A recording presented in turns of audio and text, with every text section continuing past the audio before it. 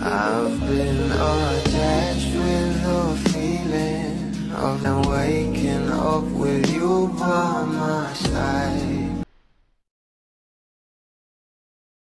At talaga namang ito ang ating Donnie Pangilinan ay lumipad nga papuntang Davao.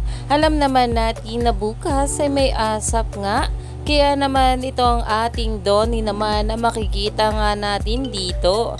Dahil nung nakaraang asap itong ating Belle at wala si Donnie. At narito na nga guys ang pag-uusapan natin.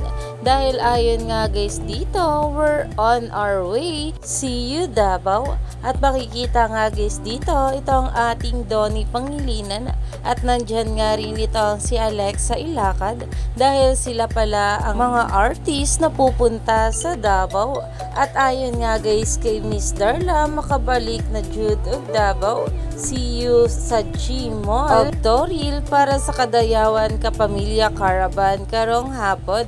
Mag-enjoy tang tanan unya ha, bawal mo absent ha, amping mga kapamilya.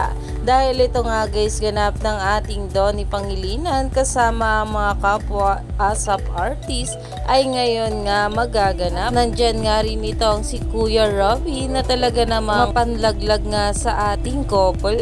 Kaya naman umani nga agad ito ng maraming komento at pinag-uusapan na. Stay tuned lang tayo for more update kila Donnie at Belle sa mga susunod pa na ayuda.